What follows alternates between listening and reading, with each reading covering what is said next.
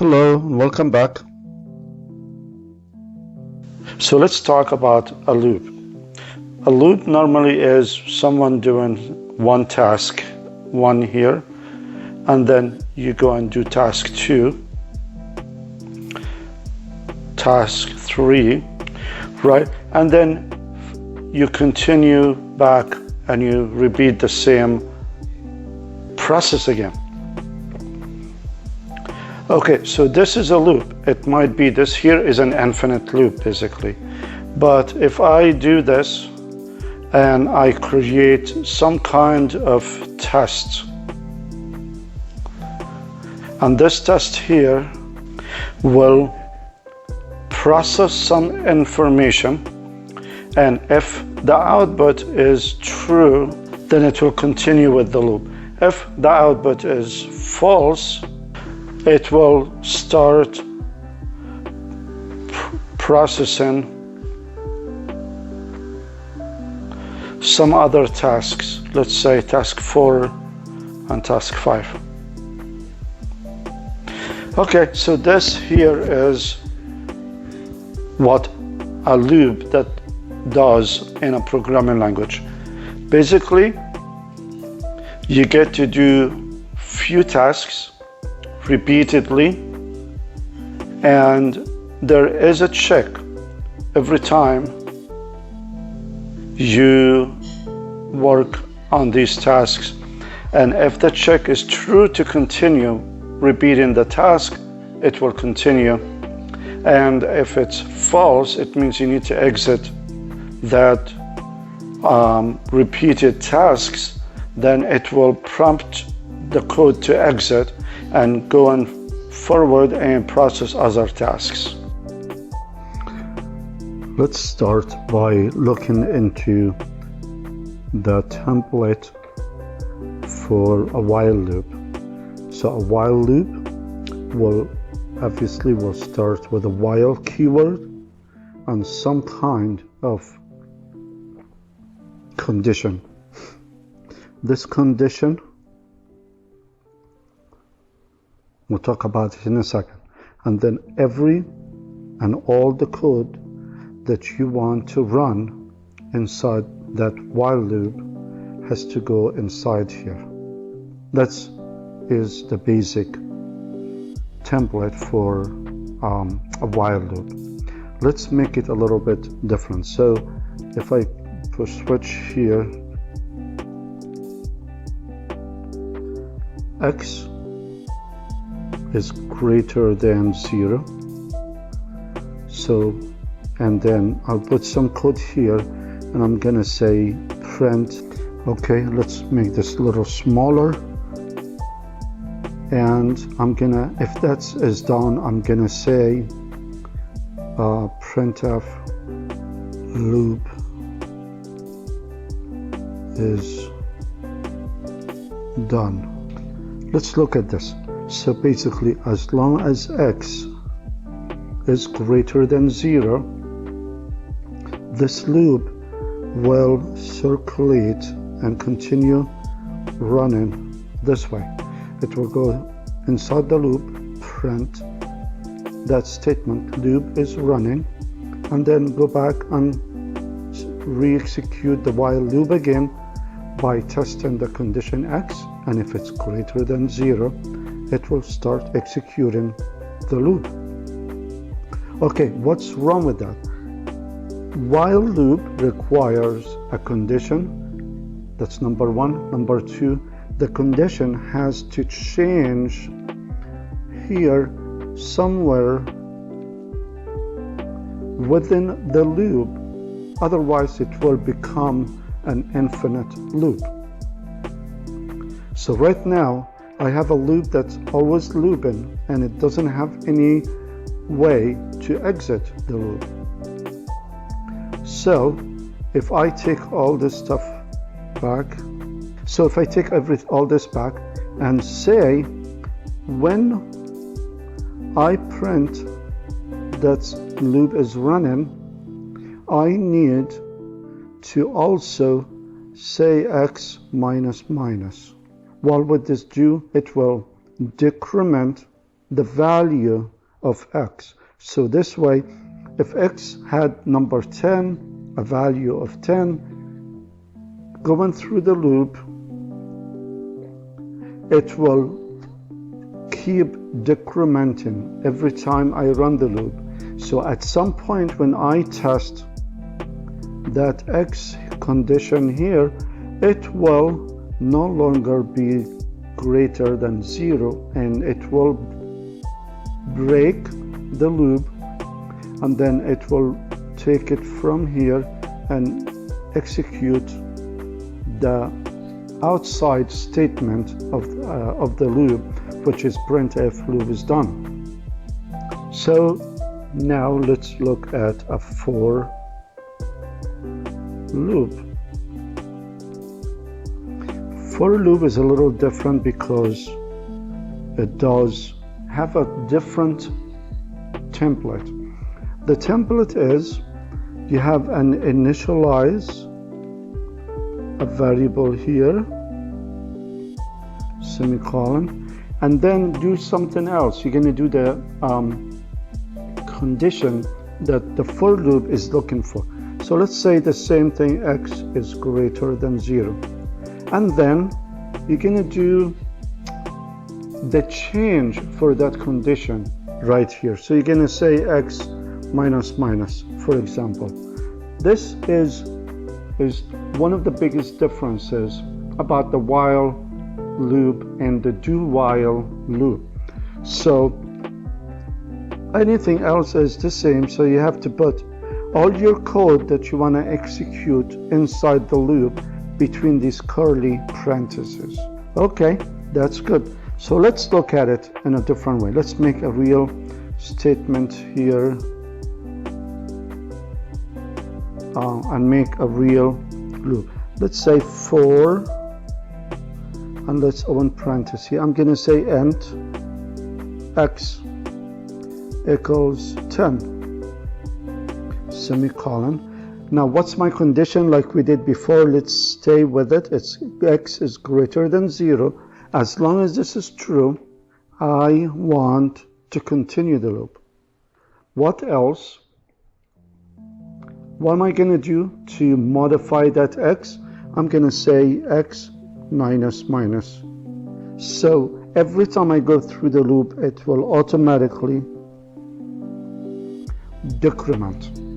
Okay, let's look at this. Let's make a statement inside and say print f, and then I'll say loop running. And when I come here out of the loop, I'm gonna print f loop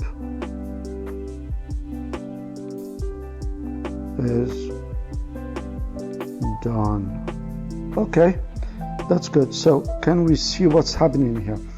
First thing, the loop is gonna initialize, it's gonna have a variable called x, and it's gonna set it to 10. Good. And then what's next? It's gonna say that this condition that I have meet.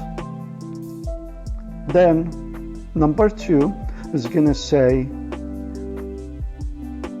do I have the right condition? X is greater than 0, and that will return true. Let's say, okay, let me move on. I'm gonna go through the code, the loop code. So it's gonna go here and say, okay, execute this, and if anything else, I'm gonna execute it.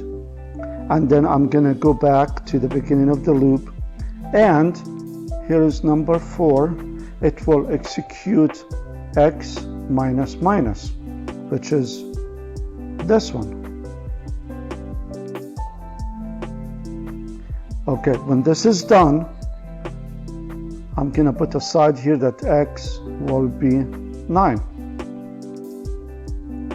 It will go back and execute the condition. It will say that will be 5. And it will say, is my condition still true? X is less than 0. Now it is true. I'm just going to say T. It is true. So I'm going to go back and do my execution. Okay, it will come back again right here and go through the same thing and execute this modification of the condition. Then X, now number 6, let's say, is gonna be minus minus again, and then it means X will be 8. And it's gonna go through that the same thing until it comes back here one time and it says X minus minus, which one time it will make X equals 0. Now, when it goes through the next step and it tests the condition, is X greater than 0? It will say no, false. It is not, because X is 0 and 0 is not greater than 0. Then it will come from here and go directly to the next statement that needs to be executed outside of the loop. Great. So let's look at the next type of loops. We can talk about do loop while and a condition. Very interesting. Do while loop is exactly the same as a while loop, except the condition in the do while loop is evaluated at the end of every iteration. This here is one iteration which will execute whatever code we have here. Then, before it loops back to the beginning, it will test that condition and see if it's true or false. If it's true, then it will go back to the beginning of the loop. If it's true. If it is false, then it will go back and continue. It will exit the loop and continue with any other code after the loop. So from this, I want to mention quick that while loop can be stopped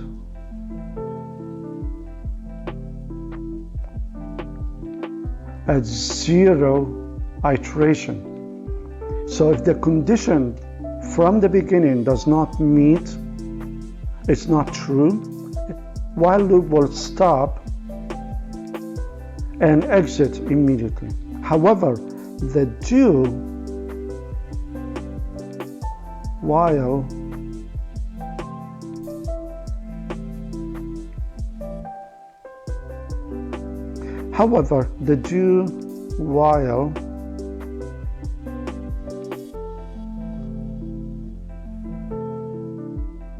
loop, here's the big difference, big difference, has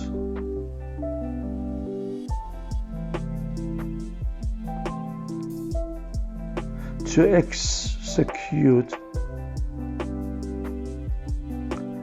at least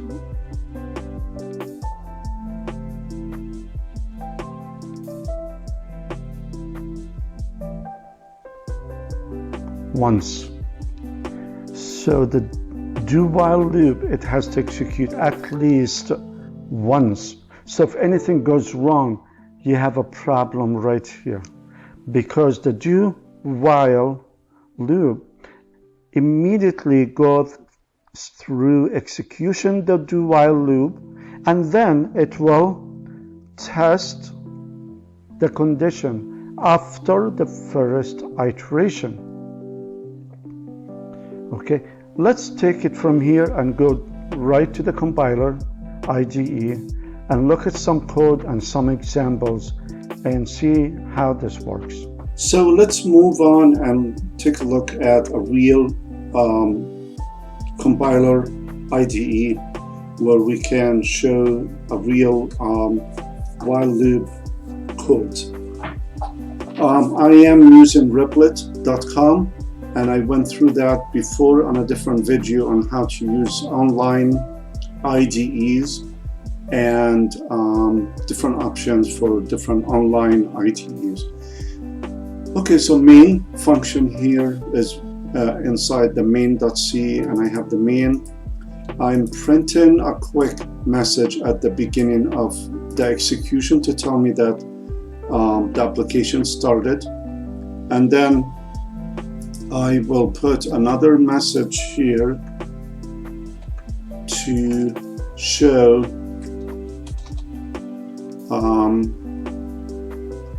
that the execution stopped. So that's what I like to do usually,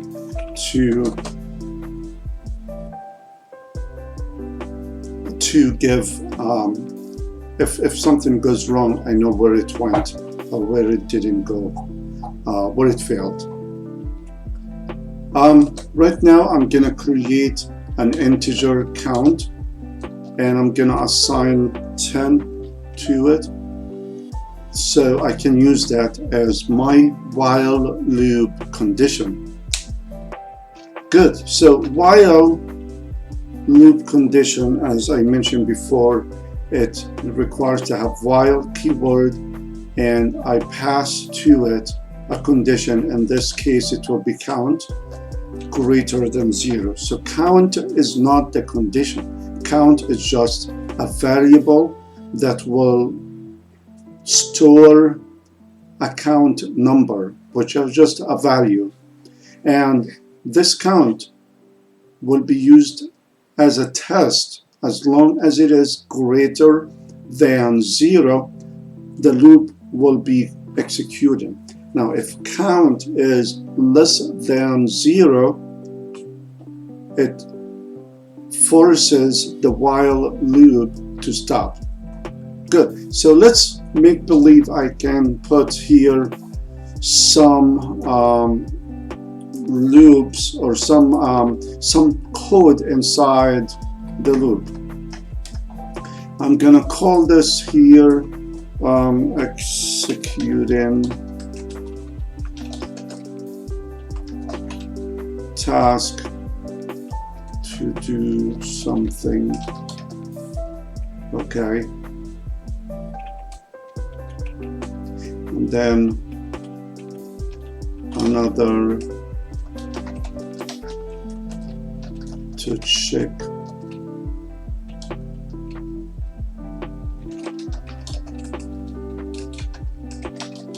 something else, and then let's make one more to show sending data to someone. Okay, we're doing some work inside the while loop. Now with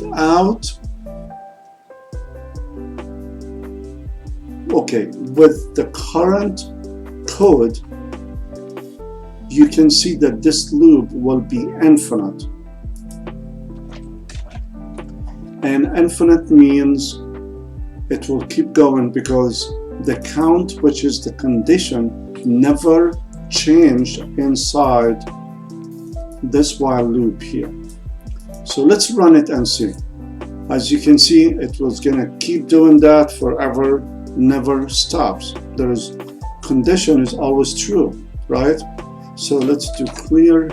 Okay, come back here and say, okay, let's change the count and decrement it. And just for the fun, I'm gonna print the count value, and we do that by adding a little string, like saying maybe count is, and then we have the %d, which forces it to look for a second parameter here, which it will be count. Okay, now this \n is a new line, and it will force, or it will provide the console here with an enter key, as if you enter, if you press the enter key in normal life, like, you know, like this here. Okay, now we can see, hopefully, that this should run 10 times, 10 iteration, and then exit, and this message will be printed only once at the end. Let's run it. Okay, so let's see what happened. Here my program started, right, as we expect, and then executing a task, another task, and sending. So this is once, and my count at this point was 9. Well, it was 10. It went through that here, and then it decremented, and then I printed it for the first time. So that here makes sense. Next, I have 3 lines of tasks here, and then 8, and you can see it repeating the same thing over and over, and you can see the count being decremented, and then when it reaches 0, so this evaluation here, this condition was not true, it will exit and print this line here once. A for loop now. So as we said, for loop will require something like this, where I need to put 3 different processes inside there. First is I have to declare a variable, let's call it count, and initialize it to something. In this case, let's make it 10. So it's similar to what we had before with the while loop. Next part is I have to put the condition for the for loop. So again, I'm going to say count is greater than 0. Which, okay, so this loop should continue iterating as long as the count less than greater than 0. Next, I'm going to put something to modify my condition, just like I did in the while loop.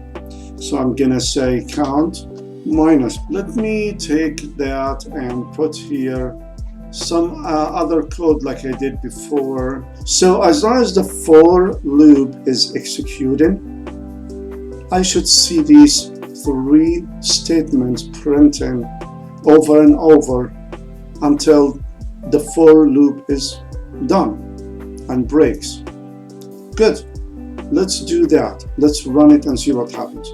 So as you see, I have the program starts and it ends only once here, and then I see the task 1 2 3, task 1 2 3, and let me put the same thing I did here before, which is count is %d \n, and then let's put the count as a second parameter, and let's run it. Here we go. So now we see 10, 9, 8, 7, as you see. As you can see the difference, the first time we print count, here is 10. And guess what? Because the mechanism is a little different. The for loop will execute the first iteration, and then when it comes back, it will decrement the count. So I already printed the first value of the count before I decremented. Okay, let's start now with the do while loop. Okay, so again, just like the while loop, the do while loop, I have to initialize, I have to declare and initialize the counter variable or the condition that I'm using outside. So let's put this to 10 and go forward. Okay, I have everything set up now. So I have a do while loop that is dependable on the count to be greater than 0. I initialized count to be 10. And now I'm going to go through the do while loop iterations and print in some messages. And one of these messages is the counter value. Let's run and execute that, see how it works. Wow, it's another infinite loop. And why? Because counter is initialized, counter is tested, but I never decremented or changed the count value inside the loop, which is very, very important. As you can see, once I did that, it only executed 10 times and we're good. Okay, so I hope these examples, my video will help explain and work more comfortable with the loops. And until next video, thank you.